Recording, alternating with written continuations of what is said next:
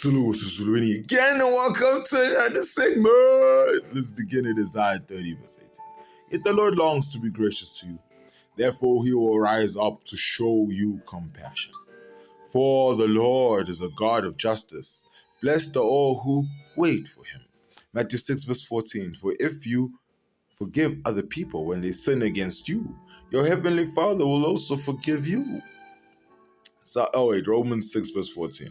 For sin shall no longer be your master, because you are not under the law, but under grace. Revelations 22, verse 21. The grace of the Lord Jesus be with God's people. Amen. Romans 3, verse 23 and 24. For all have sinned and fall short of the glory of God, and are all justified freely by his grace through the redemption that came by Jesus or by Christ Jesus. Ephesians 2, verse 8 and 9. For it is by grace you have been saved, through faith, and this is not from yourselves. It is the gift of God, not by works, so that no one can boast. Romans 6, verse 15. What then? Shall we sin because we are not under the law, but under grace? By no means. You see what he's saying here, Paul, bro, to the Romans? By no means, don't not go sin. No, because now you're going to enjoy it more. Because now grace has saved you from sin, has no longer made sin your master.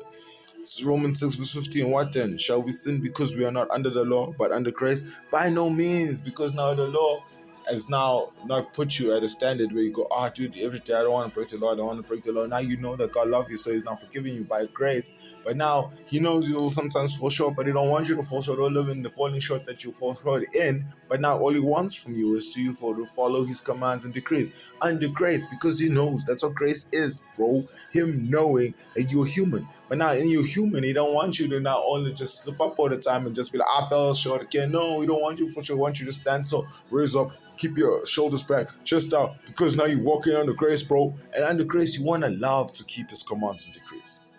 You have a love for it, bro. You know, have you ever been in love, like, or have a love for something?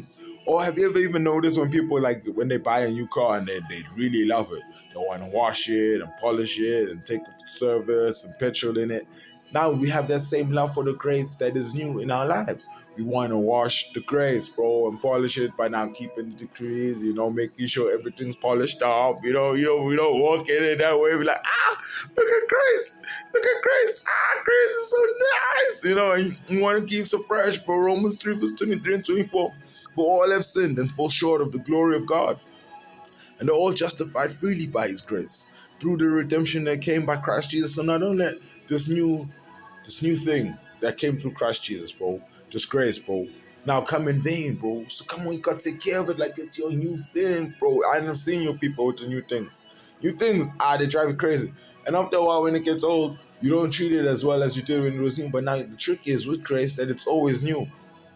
His mercies are new every morning. So this grace is new all the time. No, never, ever have an old grace. The grace is never old. It's never aging. It's never expiring. That's why you got to keep it new. It's got to be fresh in your mind. Your mind has to be renewed in such a way that this grace that you're not gotten from Jesus Christ, but already died, but dying on the cross is brand new all the time from God, bro. What's wrong? Romans 6, verse 14. For sin shall no longer be your master, because you're not under the law, but under grace. Because now you're under grace, bro. But now grace is this new thing, bro. So you're no longer under the law. So now sin is no longer your master. Because now you're not comparing yourself to the law, but comparing yourself to grace. And grace is love. Grace is mercy. Grace is freely given. No one works for it. You can't deserve it. You can't earn it. But now it is yours. Even though you don't earn it, you don't deserve it, but it is yours. And you must now keep it fresh, bro. Keep it fresh with the grace. Love grace, and grace will love you back. Come on, dude. And the thing is now, no one's forcing you to keep the commands and decrees. But in your mind, you love to keep the commands and decrees. It's what you love to do. Because grace loved you. And it was freely given to all of you. Now you must all love to walk in it. Hey, are you saved? Are you saved? If you are saved, stay saved. If you're not saved, get saved next time.